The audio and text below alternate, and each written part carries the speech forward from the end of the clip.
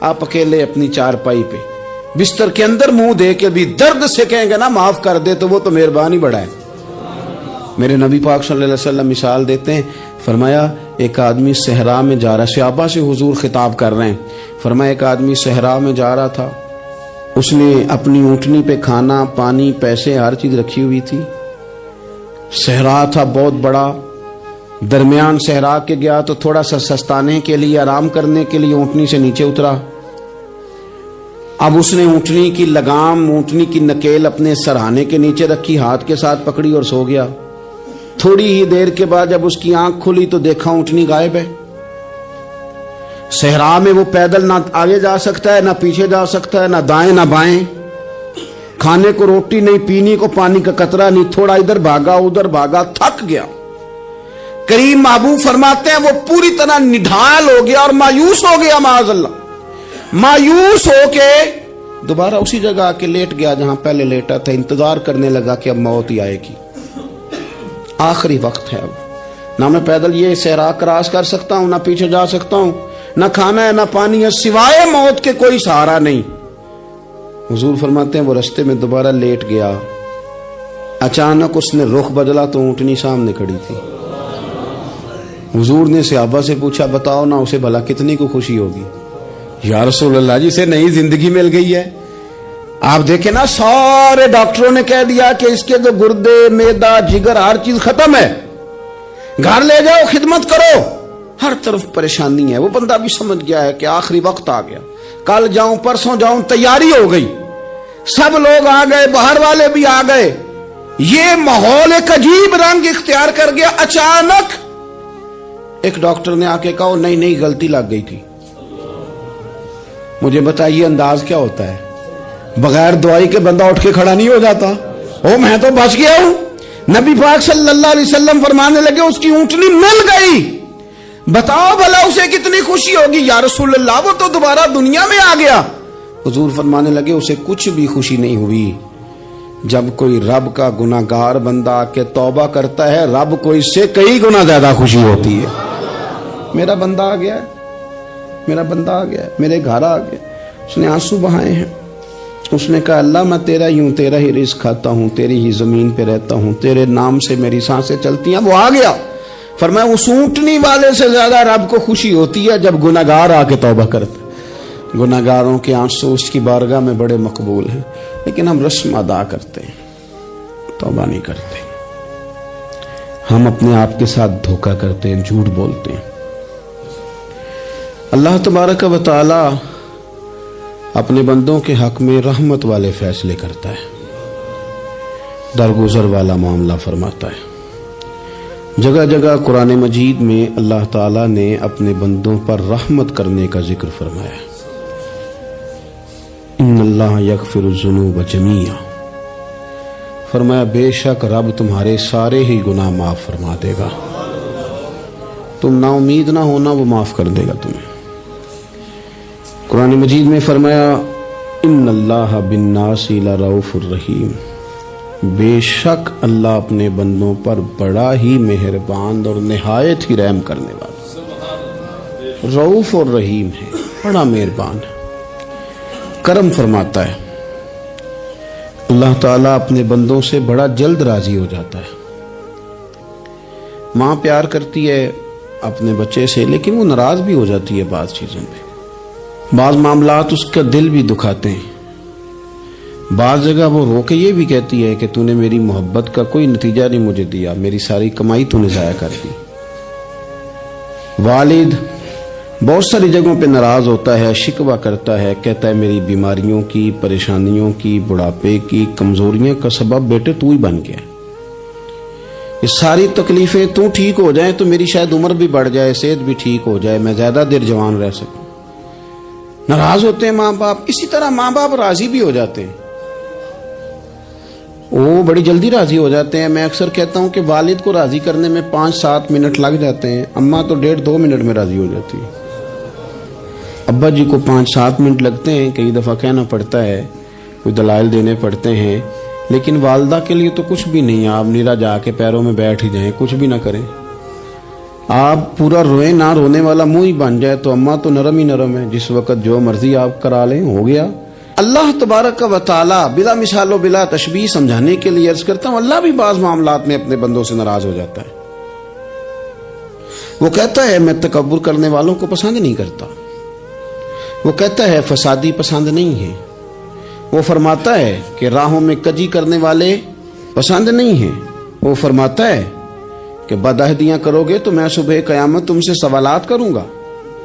اللہ تبارک و تعالیٰ بہت ساری چیزوں کو ناپسند کرتا ہے، ناراض ہو جاتا ہے، بلکہ نبی پاک صلی اللہ تعالی علیہ وسلم نے فرمایا تم بات کرتے کرتے کوئی ایسا جملہ بول دیتے ہو کہ رب اتنا ناراض ہوتا ہے کہ تمہیں پتہ بھی نہیں ہوتا، تمہارے لیے جہنم کا فیصلہ کر دیتا ہے۔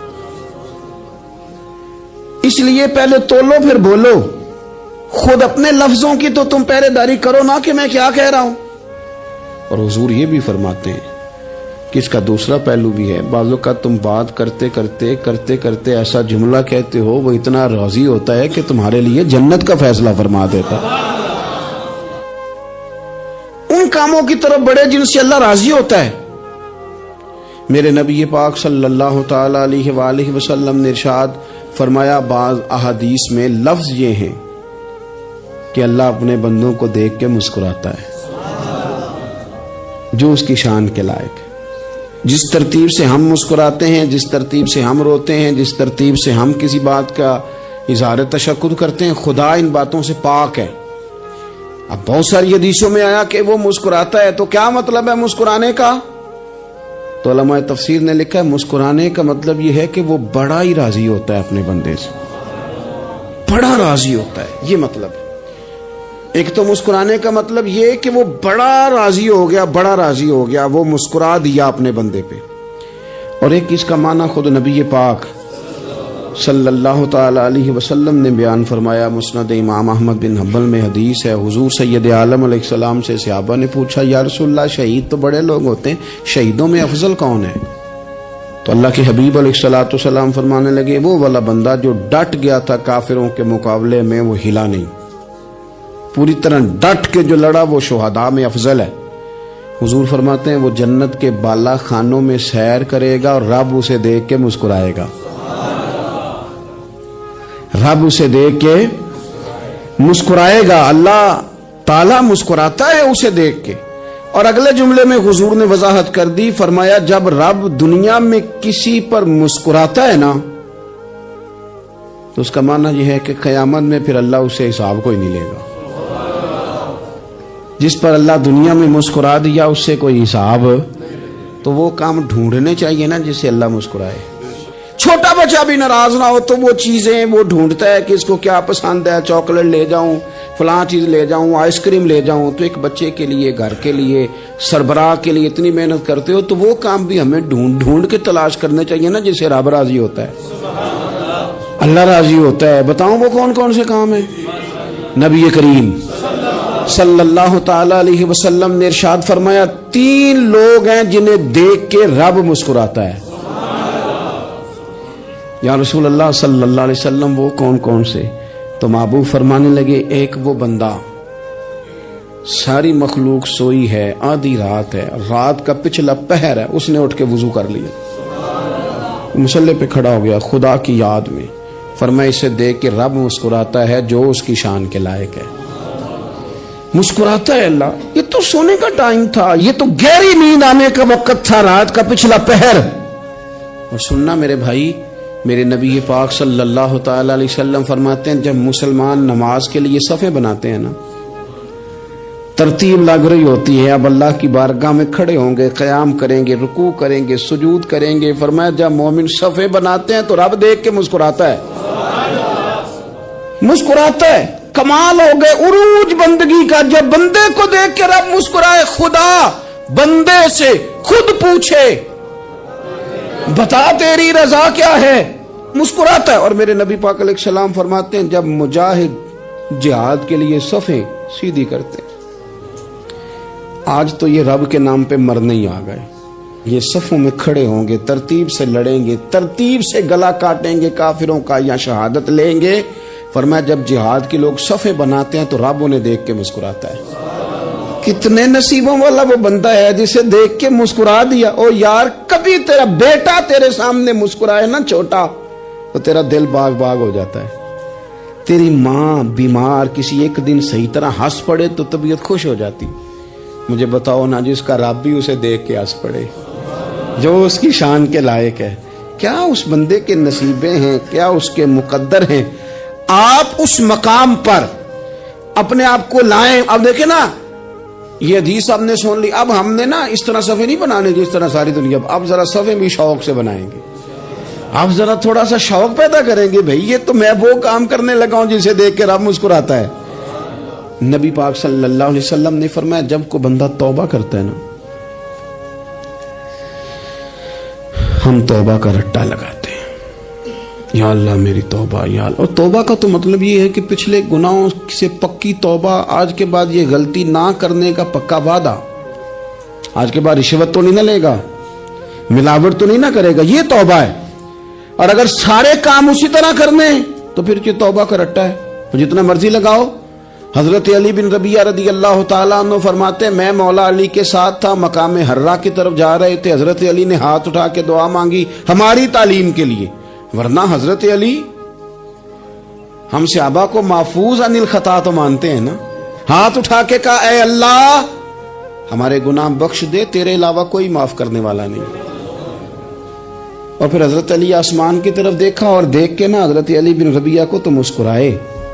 حضرت علی بن ربیعہ کہنے لگے حضور مسکرائے کیوں ہو؟ فرمانے لگے ایک دن میں حضور کے ساتھ اسی طرح آیا تھا, اسی طرح حضور نے دعا فرمائی تھی ہماری تعلیم کے لیے, اور پھر حضور مجھے دیکھ کے مسکرائے تھے اور فرمایا جب کوئی بندہ رب کی بارگاہ میں اس طرح استغفار کرتا ہے تو رب مسکراتا ہے, اور مسکرا کے فرماتا دیکھ لو میرے بندوں کو پتا ہے کہ میرے علاوہ معاف کرنے والا کوئی نہیں. انہیں پتا ہے, تم اس کی بارگاہ میں رجوع تو لاؤ, آؤ تو صحیح دو آنسو لے کر. اقبال کہتے ہیں کہ موتی سمجھ کے شان کریمی نے چن لیا, قطرے دو گرے میرے ار کے انفال کے. دو میں نے آنسو بہائے تھے تو اس کے کرم نے تو موتی سمجھ کے چن لیے. سنو نا حضور اس استغفار کو اللہ کو, یار رات کو توبہ کر کے سونا چاہیے ہمیں. کچھ غلطیاں ہم کرنا نہیں چاہتے پر ہم سے ہو جاتی ہیں, کچھ دل ہم توڑنا نہیں چاہتے پر وہ ٹوٹ جاتے ہیں, ہماری مجبوری ہوتی ہے ٹوٹ جاتے ہیں. رات کو اس کی بارگاہ میں ہاتھ باندھ کے کشکول طلب دراز کر کے خوب استغفار پڑھنا چاہیے کہ مالک بندے ہیں نا کیا کریں, خدا را خیال کریں. دنیا روٹتی ہے تو روٹ جائے, رب رسول ناراض نہ ہونے پائیں, اس کا خیال کریں. حضور فرماتے ہیں وہ مسکراتا ہے, اسے خوشی ہوتی ہے جب کوئی اس کا بندہ اس کی طرف رجوع کرتا ہے. میرے عزیزو رسول پاک صلی اللہ تعالی علیہ وسلم نے ان لوگوں کے تذکرے کیے جنہیں دیکھ کے رب مسکراتا ہے. نبی پاک صاحب الالاق صلی اللہ تعالی علیہ وسلم فرماتے ہیں, مسند امام احمد بن حنبل دیکھیے, فرمایا رب اس وقت بڑا ہی مسکرائے گا جب قاتل بھی جنت میں جائے گا, مقتول بھی جنت میں جائے گا. یا رسول اللہ مقتول تو گیا, یہ قاتل کیسے چلا گیا؟ حضور فرماتے ہیں جائے گا, اور جائے گا اور رب مسکرائے گا جو اس کی شان کے لائق ہے. یا رسول اللہ کس طرح؟ تو نبی پاک صلی اللہ علیہ وسلم فرمانے لگے اس نے ایک مومن کو قتل کیا تھا, وہ شہید ہو کے جنت میں چلا گیا. اب اللہ نے بعد میں اسے توبہ کی توفیق دے دی. پہلے اس نے کلمہ پڑھا, پھر یہ میدان میں اترا, کافروں سے لڑا, یہ شہید ہوا, رب نے اسے بھی جنت دے دی. قاتل بھی جنت میں, مقتول بھی جنت میں. اور بات اتنی انوکھی ہے کہ رب دیکھ کے مسکرا رہا ہے جو اس کی شان کے لائق ہے. ہم جلدی میں ہیں, ہم انتظار نہیں کر رہے کہ شاید توبہ کر جائے, ہم انتظار نہیں کر رہے. لیکن میرے عزیز اتنی جلدی نہ کریں. سوچوں کا صاف ہونا, ذہنوں کا پاک ہونا, اور لوگوں کے بارے میں گمان کا اچھا ہونا. آپ کسی نفسیات کے ڈاکٹر کے پاس چلے جائیں, اسے کہیں ٹینشن بڑی ہے. میں ان کے مضامین پڑھتا رہتا ہوں, وہ سب سے پہلا سبق آپ کو یہ پڑھائیں گے کہ اچھا سوچا کریں. اچھا سوچنے سے بندہ تندرست رہتا ہے. کس سے بندہ تندرست رہتا ہے؟ ہیں جی واقعی رسول کائنات سرور دو عالم صلی اللہ تعالی علیہ وسلم فرماتے ہیں کہ اللہ مسکراتا ہے. سنو, نبی پاک صلی اللہ علیہ وسلم کے پاس مہمان آ گیا, بخاری مسلم ہے. हुजूर ने अज़वाज मुतहरात के घरों में पैगाम भेजा, कुछ चीज़ है ज़ियाफ़त के लिए? या रसूल अल्लाह कुछ भी नहीं, ये दो जहां के शाह हैं और पास कुछ रखते नहीं, दो जहां की नेमतें हैं इनके खाली हाथ में। या रसूल अल्लाह कोई चीज भी नहीं। हुजूर ने सहाबा के मजमे पे नजर डाली, या रसूल अल्लाह सल्लल्लाहु अलैहि वसल्लम हुक्म हो, तो हुजूर फरमाने लगे तुम में से कोई बंदा है जो इसे घर ले जाए रोटी खिलाए। एक सहाबी उठे फौरन, हुजूर मैं लेके जाता हूं खाना खिलाता हूं। फरमाते हैं मेरे घर में सिर्फ बच्चों का खाना था, ये नहीं कि फ्रीजर भरा हुआ है नेमतों से, सिर्फ बच्चों का खाना। ये नहीं कि किसी को देख के अपनी हंडिया पे बर्तन दे लिया, सिर्फ बच्चों का खाना। कहते हैं घर गया, बीवी से कहा क्या कैफियत है? कहने लगी बच्चों की रोटी है। मैंने कहा बच्चे सुला दे, सुबह नाश्ता कर लेंगे। तो कहने लगी आप क्या खाएंगे? तो मैंने कहा ना मैं खाऊंगा ना तू खाएगी, मेहमान जो नबी पाक का है। कहा अच्छा, अब जरा तजवीज देखो मियाँ बीवी की सूझी आपस में। कहते हैं खाना लगा देना, क्योंकि एक आध बंदे का खाना है। अपनी गुर्बतों का हर जगह इजहार करना, रोना रोना, ये देखो गुर्बत कैसे छुपाई जा रही। उसको कहा नहीं कि चल तू थोड़ा रहम खा, तू आया है तू थोड़ा रहम खा, ये नहीं कहा उठ के ना तू खाना रखना और उठ के ना चिराग ठीक करने के बहाने बुझा देना। हम दुनिया वालों के सामने क्यों अपने दुख बयान करें? हम जो कहेंगे रब रसूल की बारगाह में कहेंगे। तू ना चिराग ठीक करने के बहाने, अहलिया उठी खाना देने के बाद चिराग ठीक करने के बहाने बुझा दिया। खामद भी हाथ चलाते रहे, बीवी कभी बर्तन रखती कभी उठाती, पता चले कि खाना खा रहे हैं, खाना खाया जा रहा है। कहते हैं मेहमान पेट भर के खाना खा गया। ये काम हुआ रात के अंधेरे में, उस वक्त हुआ जब चिराग भी बंद था, उस वक्त हुआ जब कोई देखने वाला नहीं था, किसी पड़ोसी को भी खबर नहीं थी। फरमाते हैं सुबह के उजाले में उस मेहमान को लेके मस्जिद नबी में मैंने कदम रखा तो नबी करीम ने फरमाया रात जो तुमने काम किया है ना, उसे देख के मेरा रब बड़ा मुस्कुराया है, अल्लाह बड़ा मुस्कुराया है। अल्लाह तर दामनी पे शेख हमारी ना जाइए, हम दामन न छोड़ दें तो फरिश्ते वुजू करें। ये शान है सहाबा की। नबी करीम अलैहिस्सलाम ने फरमाया रब रात मुस्कुराया तेरा ये अंदाज देख के, और उसने कुरान नाजिल किया वयुसिरूना अला अनफुसिहिम वलौ काना बिहिम खसासा। कुछ लोग वो हैं जिन्हें बड़ी भी जरूरत हो तो दूसरों पर इसार कर देते हैं, कुर्बानी दे देते हैं। रब मुस्कुराया है।